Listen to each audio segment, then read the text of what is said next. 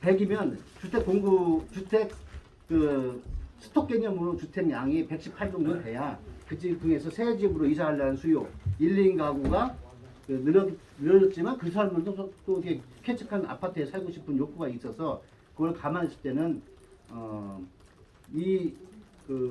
둔산지구에 대한 지구 단위 계획 변경은 어차피 요거를 계획 변경을 하고 재건축이 시작돼도 7년일 거예요. 7년에 10년 사업이에요. 그 물꼬를 열어줘야지 이걸 계속 막을 수는 없다. 대전의 인구 추이나 서구에서 그동안 최근 10년 동안 대전에는 10만 명 이상 줄어는데 인구가 네. 어떻게 인구 유입을 시켜서 지금 말씀하신 이런 도시를 그러니까 이런데 산업 기능도 넣어가지고 여기 최소 뭐 여기에 한 2, 3천 명이 일할 수 있는 공간을 만들면 여기에 곱하기 2 정도 인구 유입 효과를 봐야 될 거 아니에요. 일자리가 만들고 또 경제도 활성화시키고 이번에 우리 윤석열 당선자께서 방위사업청 연간 예산 17조 원 종업원수 1673명 이전 약속했잖아요. 그러면 대전이 앞으로 미래 그 먹거리는 저는 군수산업으로 가야 된다는 거예요. 왜냐하면 군수산업이 전부 다 그동안에는 뭐 미사일 뭐 이렇게 해서 우리하고 관계가 없었는데 지금 일상생활에서 쓰고 있는 드론 드론 특별기가 나온다는 거 아니에요. 드론 특별 편대 드론들이 가서 공격한다는 거 아니에요. 이번에 뭐 우크라이나도 그렇고 뭐 그렇잖아요. 앞으로 군수산업은 4차 산업하고 다 연결됩니다. 그래서 그렇게 대전이 좀 새로운 미래 먹거리를 향해서 전폭적으로 이 노력을 하면서 일자리를 만들어 가면서 인구 유출과 인구 감소에 대응을 해야죠. 출산은 사실 솔직히 어렵지 않습니까? 그러니까 일할 수 있는 기간도 좀 늘리고 인구 유입을 해야죠. 유입을 하려면 일단 일자리가 있어야 될 거 아닙니까? 그런 관점에서 이해해 주시면 고맙겠습니다. 사실은 지금 문제정부에서 부동산에 대한 문제가 사실은 특정한 집값이라는 게 좀 키워드인데 부모님은 지금 규제 협의라는 걸 제가 좀 생소해가지고 말씀드리거든요. 그런 면에서 대전 행정부시장 하시잖아요. 예. 도안 일부에서 분양가 심의를 옆에 최고치를 찍는 그런 것들에 대해서는 어떻게 생각하세요? 일단 첫 번째 그 질문으로 보면 서울의 집값이 확 올라가면 전국에 퍼졌는데 그때 당시 가장 문제가 본 게 박원순 씨가 그린벨트 해제하는데 반대하고 뭐 여의도 통계발하는데 반대한 거예요. 공급량 확 줄었잖아. 뉴타운 계획된 걸 다 그냥 스톱시켰잖아요. 공급이 안 되는데 그거를 그냥 규제로 한 2, 3년간 계속 한 것이 사실은 헛발 정치였다 이게요. 공급이 안 된 상태에서 이 어떻게 집값을 잡습니까? 근데 이제 와서 이제 공급량을 막 늘렸다 이거예요. 그래서 그 부분 첫 번째 질문한 부분은 그렇게 문재인 정부의 집값 정책은 시기를 놓친 거예요. 공급을 발표했으면 된 거를 그 시기를 놓쳤기 때문에 문제가 된 거고. 그다음에 이제 도안에 대한 주택 가격 그거는 주택 분양가 산정은 행정부시장 하는 거 아니었어요. 제가 관여하는 것 자체가 안 됩니다. 그거는 민간 전문가 교수나 그쪽 계열의 건축 하는 사람들이 원가 따져가지고 하는 거였습니다.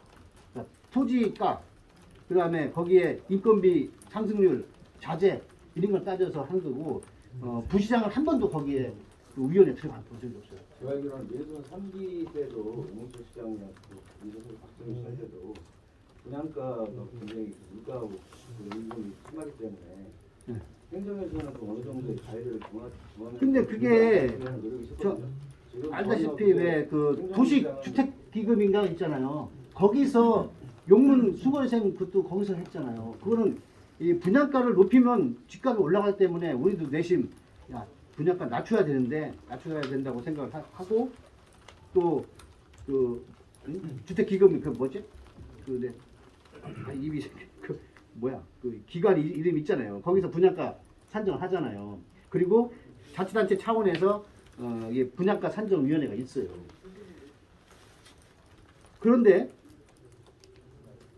민영주택의 경우에는 어쨌든 시행자가 땅을 사서 계획을 해서 아파트를 공급을 하는데 재개발 같은 경우는 조합원이라는 게 있잖아요. 그 조합원 입장에서는 여기 분양가가 높아지면 자기 부담이 적어지니까 그걸 선호하는 거고. 그래서 용문 숭어리샘 용문 지구하고 여기 탐방동 숭어리샘 같은 경우는 그때 그 주택 그 기금 그쪽하고 이제 계속 좀 줄다리게 했는데 시의 행정 권한이 침투가 사실은 안 돼요. 그 주택 그 분양가 산정은. 근데 동안권은 제가 위원회에 관여를 하지 않았기 때문에 구체적으로 말씀드릴 수는 없어요. 제가. 예. 이 내용들 좀 전체적으로 좀 한 가지씩만 여쭤볼게요. 일단 분산지구 지구단위 계획 같은 경우에는 뭐 예를 들어서 아까 뭐 하필이라든지 뭐 그런 부분을 얘기하셨는데 뭐 가로주택이나 이런 것도 말씀하시는 것 같은 그런 부분에서 조금 더 구체화시켜서 어떤 구상을 하고 계신지 하나 하고요.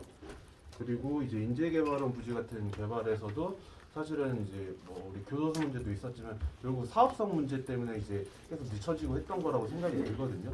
그 부분에서 어떻게 뭐 KT를 뭐 설득하신다든지 뭐 그런 좀 조금 더 구체적인 말씀을 좀 해주셨으면 좋겠습니다.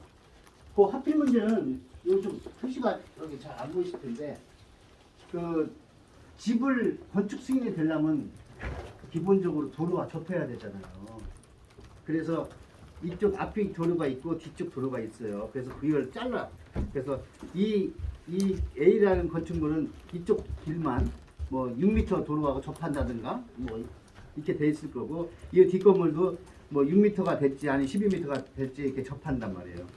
그런데 이 하필을 되면 양쪽에 길을 접할 수 있잖아요. 그러면 그 주택의 가치는 높아질 거 아닙니까? 그러면서 4층으로 돼 있는 거를 바닥 면적이 넓어지면 안정성 있게 구조를 올릴 수가 있잖아요. 그럼 층수를 더 높일 수도 있지 않습니까? 그게 그렇게 해서 열어준다는 그런 개념이고요. KT 인재개발원 여기 관련해서 사실 KT 에스테이트라는 자회사가 주택 사업을 하려고 왔는데 제가 앞서서 말씀을 드렸지만 여기다 계속 주택만 지으면 어떡하냐.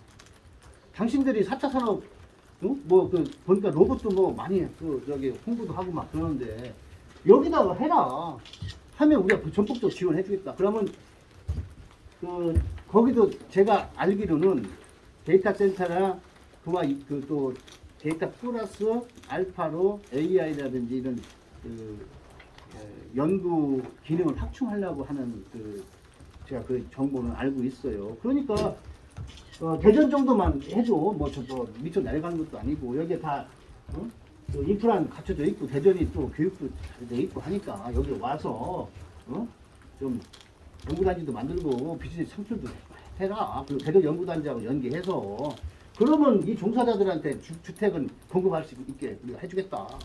그러니까 여기서 좀 현재 녹지들이 많잖아요. 용적률 인센티브는 주고